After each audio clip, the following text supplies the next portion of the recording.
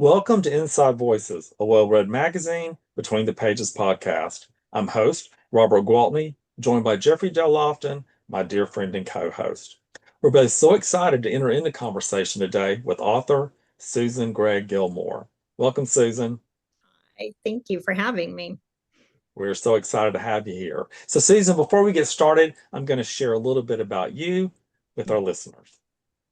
Susan Gregg Gilmore is the author of the novels The Curious Calling of Leonard Bush, Looking for Salvation at the Dairy Queen, a favorite of mine, The Improper Life of Bezellia Grove, and The Funeral Dress. She has written for the Chattanooga Times Free Press, the Los Angeles Times, and the Christian Science Monitor. Born in Nashville, she lives in Tennessee with her husband. Jeffrey? Susan, it's so good to be in conversation with you. Thank you. First question. Leonard's story begins with the loss of a leg. That's traumatic and a symbolic event. How did you come about this idea, and why is it important to start the novel here? Well, the story is not really about what led to the loss. It's how Leonard moves forward from the loss and how his ability to move on. So it appears to those around him so seamlessly, so beautifully that really propels the story forward. But the idea from it came actually years and years ago when I was teaching for Humanities Tennessee at the Young Appalachian Writers Workshop, a workshop, in the summer for high schoolers from the mountains. And first day, I would walk the kids up to this hilltop cemetery at Lincoln Memorial University. That's where Tennessee, Virginia, and Kentucky all come together. And because I knew if I didn't force them to create a human character, they would be writing about zombies all week, which is totally fine. But they were very, very into that. And that just isn't what fascinates me. And I was the one who was going to have to read everything all week. So I wanted a human character. So I would take them up to the cemetery and tell them that they had to develop a human character based on two things: a tombstone and all that will tell you about someone, and all the clues that the landscape around them would provide. And there was one tombstone there that it's still there that reads Leonard Bush's leg, 1923. And I thought this was absolutely incredible.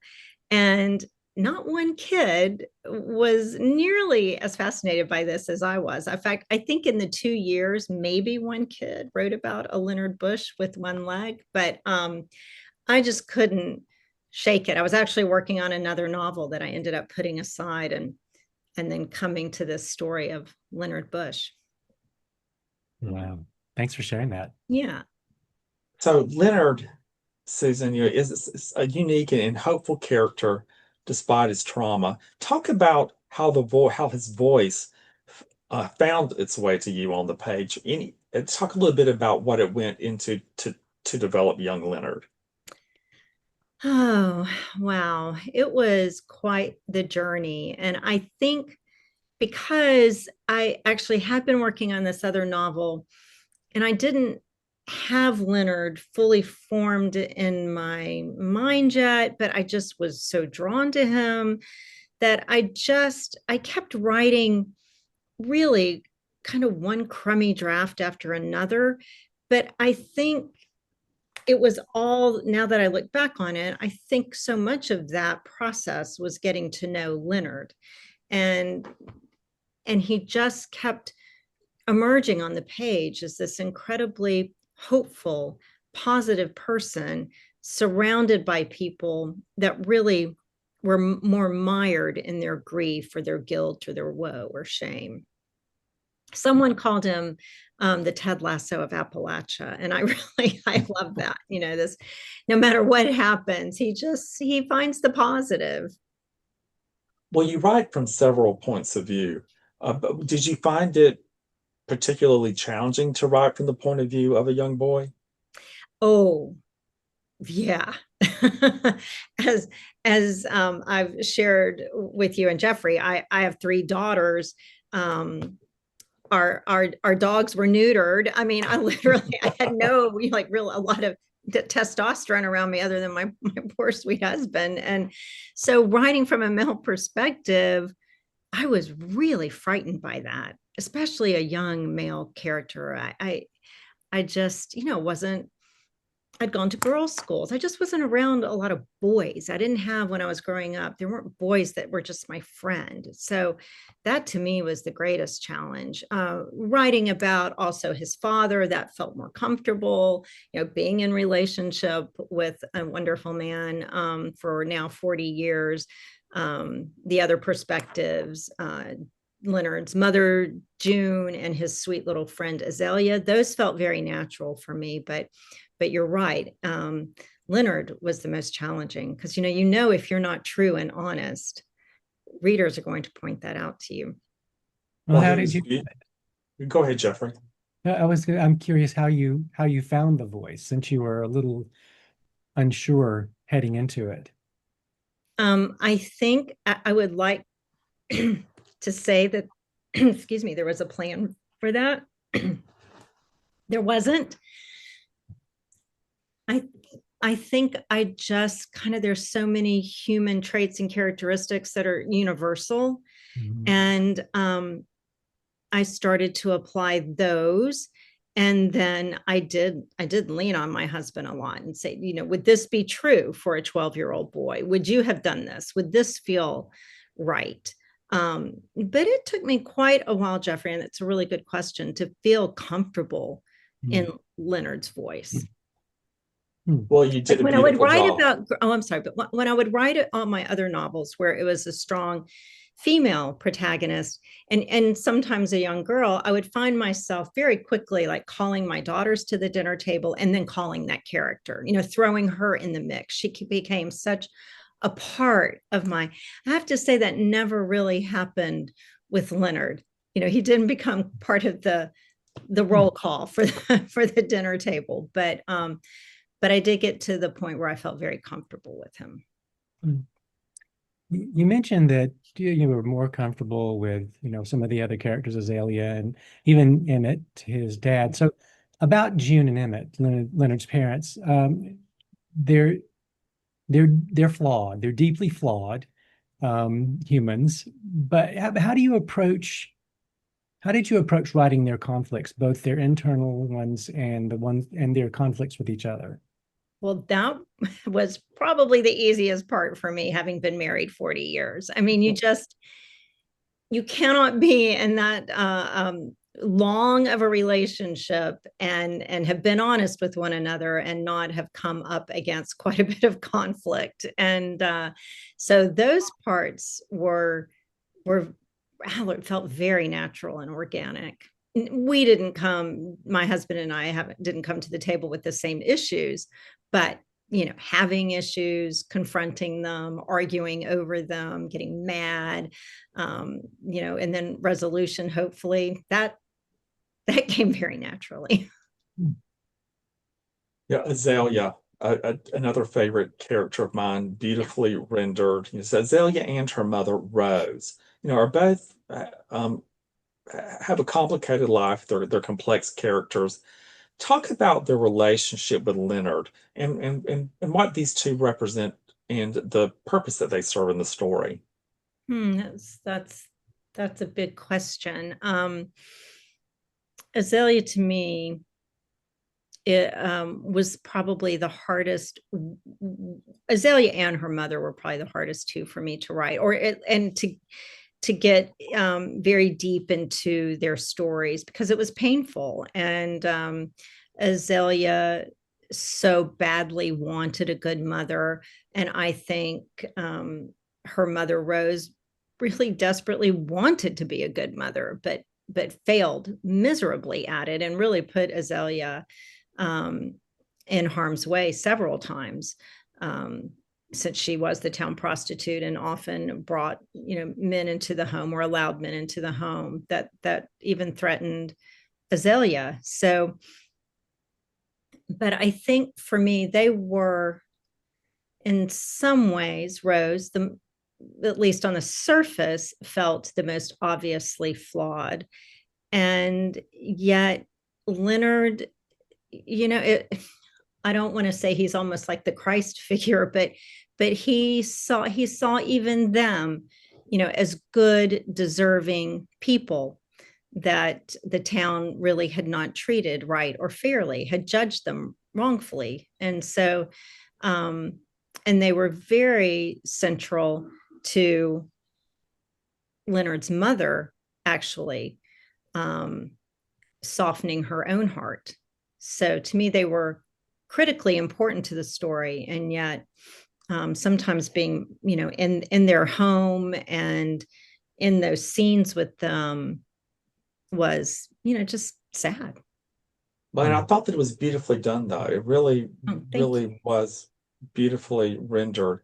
And I do love how you were able to move Leonard's mother into their orbit. I felt that that was such a, a lovely element to the story, moving the plot forward. And as you said, heartbreaking at times. I think, June, when she was so guarded. June, Leonard's mother, was so guarded and always so afraid that something else bad was lurking around the corner, and almost to the point where she had just walled everybody off.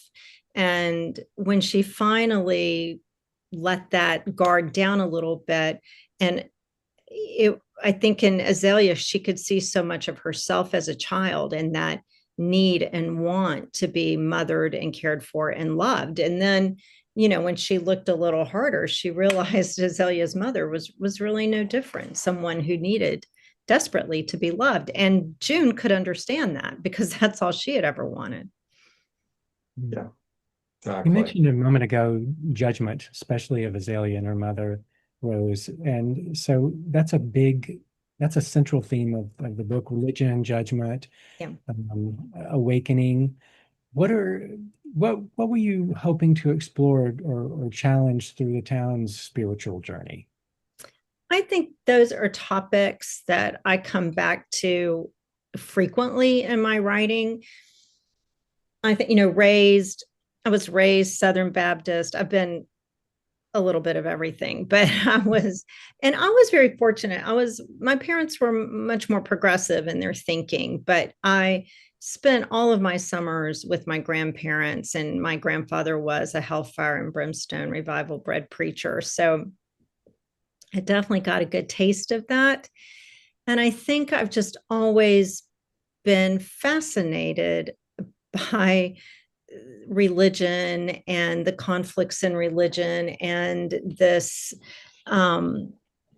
and the judgment that is often wielded in the name of God. I mean, that's a hard pill for me to swallow. So I think in my writing, I come back to that, where I believe in a world where there's, much grace and much forgiveness and endless love.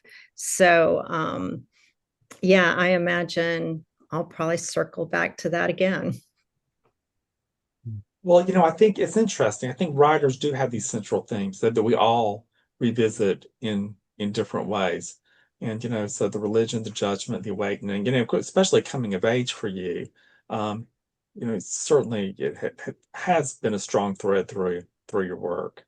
Yeah, yeah, it really has been. And I think guilt is something, not so much now, but as a young woman, that was something I did really well, like to myself, and would had enough like kind of obsessive qualities about it that I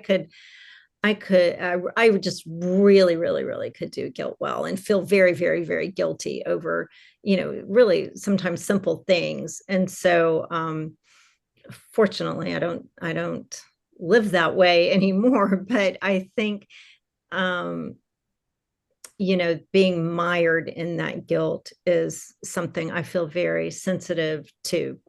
People who find themselves mired in guilt, characters who find themselves really trapped by guilt. Mhm. I remember something. My mother-in-law was the second female ordained in the state of Texas. of any denomination. So she was a real trailblazer. And I remember once asking her, do you think there's anything, that God doesn't forgive? And she said, no. But if there was one, it would probably be then denying who he is, because, or she is, because then you're denying all that, God can be. And I just never forgot that. That always kind of resonated with me. Yeah, I was going to say wearing white shoes after Labor Day. That's number two. That's number two. Way to bring us back. Yeah. I still can't do that. I can't even know. wear white jeans after Labor Day, even if Well, it's 100 degrees outside. and it's really, I think it's a Southern thing, and it's appropriate, Jeffrey, to our topic about mothers and guilt, because yeah, my mother still has this rule about the white shoes and the Labor Day, and I always think about it. The Yeah, only well, rule you follow of your mother's. Yeah, Yeah. I think it's one we should all live by, personally. agreed. Great. So setting is character, and it's Yeah. and that's always so important, in Southern fiction, I believe. Yeah. So we're dealing here with the setting of East Tennessee, Big Sugar specifically. Yeah. Talk a little bit about how the setting shapes the characters, their identities, and their choices. I love, as you know, I love setting. And in fact, just a little sidebar here, but when I was living in Los Angeles and writing for the LA Times a lot, and I decided, I wanted to try something new. And everybody kept saying, well, you live in LA, write a screenplay, because that's what everybody does. And I briefly, for a hot second, tried that. And I realized, wait. This is all dialogue, duh. It's a movie, people talk. That's how you move the action forward. And I don't enjoy that as much. I feel like dialogue is hard for me. I really love the descriptive writing, which was missing for me in a script. So to write about place is so incredibly important to me, and to do it well and to do it honestly is, I think, a real responsibility for a writer. And I'm kind of one of those that feels like, you need to walk the land that you're writing about. You need to smell it. You need to, be there, feel it. And that East Tennessee land is, to me, so beautiful. I've spent quite a bit of time there. And I think characters, are either really nurtured and cradled by the land that they come from, or they really, can resist it. But I think for Leonard and his family and the people in his life, for the most part, I think they all found that they were very nurtured by the land, those gentle foothills of the Great Smoky Mountains. Hmm. The novel includes miraculous events, and so I'm curious to know, did you intend to go more for magical realism, or do you see the story more as spiritual realism? Yeah, Jeffrey, that is such an interesting question to me, because that I never, ever, ever even thought about magical realism when I was writing this. It never even occurred to me that there was magical realism. And then I think actually it was a conversation maybe I'd had with Robert about the time the book came out. We were talking about magical realism, and I thought, but did I do that? I didn't even know I had done that. But I think it's more, for me, a spiritual realism. But I can see how the two become so kind of intertwined, because there's so much mystery in religion. So to me, that's just such a fascinating concept now, thinking about magical realism versus spiritual realism. So no, it was not my intent, but perhaps, who knows? Yeah, maybe exactly. somewhere in the subconscious. Right. Just So your own Southern background. Let's talk about how that influenced your depiction of this particular town and its people. You've touched on that already, but your Well, Southernness. my Southernness, yeah, because I was born in Nashville, and as I said, we spent our summers out we had a house out on Old Hickory Lake in the town of Mount Juliet, which at the time, if people live there now, they're going to go, are you kidding me? It's like, it's huge, it's sprawling. It was T90. And I mean, to give you an example, the first house we had there on the lake, it burned down. And like 2 months later, the fire department burned down. I mean, it was just like a really tiny town. And when we rebuilt that house, my dad had asked his parents who had recently retired, to come and live there to take care of it. And it wasn't long before my grandfather was pastoring the Silver Spring Baptist Church in Mount Juliet. And so I had this, during the school year, I spent most of my time in Nashville. Even though it's not the Nashville of today, it was still, an urban center. And then in the summers, it was not just like driving 30 miles out of town. It was kind of like stepping 50 years back in time. It was just very, very different. And, my grandmother, I was driving her Pontiac all over Middle Tennessee because, she said, no sheriff's going to do anything because you're the preacher's granddaughter. I'm the preacher's wife. And so she didn't want to drive. So I was her little, sitting on a phone book and driving her Pontiac. But so it was just a very, and it was a very small little Baptist church. And we were there all the time. And Sunday morning, Sunday night, Wednesday night, in between, vacation Bible school, you name it. We were there, but I loved it. It was great. Mm-hmm. Except on Sunday when you're getting really hungry and no one has rededicated their life and you're on the 15th stanza of Just As I Am. It's like, someone, please. Really, exactly. I know. Enough already. Somebody go get saved. I know. My sister and I would be like, okay, you go. Just get it over with. Yeah. Susan, what do you hope your readers take away from Leonard's story, Leonard's journey?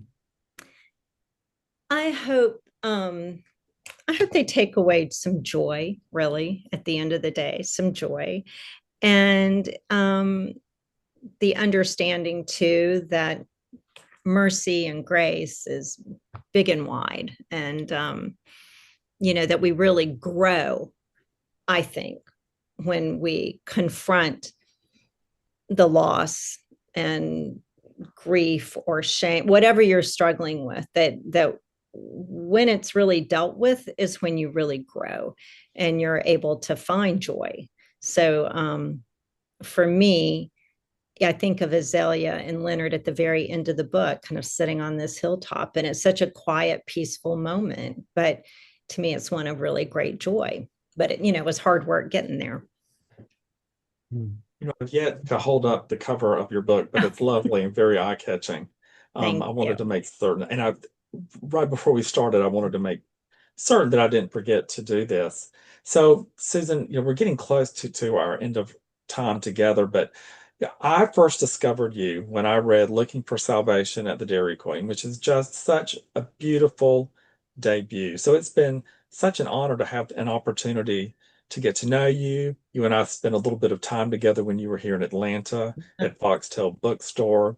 So it's been wonderful being able to both enjoy your writing and to enjoy you as a wonderful human being.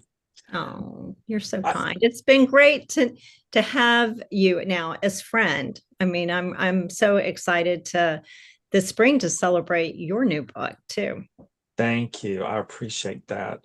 I'd be curious because a few years have passed since you wrote Looking for Salvation at the Dairy Queen, and for this beautiful we have to book, bring that up. for the beautiful book, but a lot of wonderful things have happened in between. How would you say that you've changed as a writer since the beginning? Oh, well, thank you. So many people have asked, what took you so long? No. Well, you know what? Brilliance takes time. Oh, yeah. Well, thank you. Yeah. 12 years I've been, or almost 14. So it's people have called it the long pause between my books. I think I've grown a lot. So thank you for asking that. And I mean, my life has changed dramatically. I mean, I wasn't a grandmother when I published my last book. Now I have 4 grandsons. My daughters are scattered far and wide, but it's, I have the responsibility of elder care. There's just a lot in my life that's changed, but I do think I'm a stronger writer. And I think Leonard had an awful lot to do with getting me to this place. And even though I felt at times so dejected that I just wasn't writing well, I wasn't telling his story well, when I finally kind of hit the bottom and started, working my way back up, I felt like I was a much stronger, much improved writer. And I'm really grateful to Leonard for that. Well, you've been a gifted writer from the get-go, but The Thank Curious you. Calling of Leonard Bush is stunning. Thank you. I love him. I loved him too. I loved all the characters in the book, even the ones that were challenging to like. Yeah. And so Yeah. that's when you know you've written a good book. So Yeah. my And I think very it's kind of fun, something I don't think people always maybe realize that, and you all probably do as writers, but how hard it is when you finish a book that you've loved. You feel kind of like they're all going on in their world, and now you're shut out of it. And yes. so there's kind of a sadness and a letting go when you're done. And so Well, yes, I'm I still kind of agree. grieving that. I think that, once you've turned your final page proofs over to your publisher and it Yeah. makes its way into the world, it's no longer yours. Mm-mm. It's everyone else's. Mm-hmm. But yeah, I understand that Yeah. it is it's bittersweet. Yeah, it is. It is It really bittersweet. is. So my final question for you, Susan Gregg Gilmore, Yes. what can we expect from you next? Something I never, ever, ever thought I would do, swore I wouldn't do, but I'm writing the, let's say, companion book, because sequel seems not quite right, but to Looking for Salvation at the Dairy Queen. Oh, how exciting. That Yeah, I I never can't thought I would wait. do it. Here you go. Well, you're ready. Yeah, You're ready for it. yeah. Halfway done. Can you share a title with us? Oh, golly. You don't I have to. I would. I am just so bad at titles that right now it just says, sequel to Looking for Salvation at the Dairy Queen. We'll come up with something better than that. But Be a yeah, For title. right now, we'll just call it Dilly Bar. Dilly Bar. Call it Dilly Bar. That's perfect. I can't wait. Well, Susan Gregg Gilmore, thank you so much for coming on and spending time with Jeffrey and me today. Thank you both. It's been such a pleasure. Gentle listeners, until next time, I'm Robert Gwaltney for Well Read Magazine's Inside Voices. And I'm Jeffrey Dale Lofton. And remember, to be creative is to be courageous. Thanks for joining us.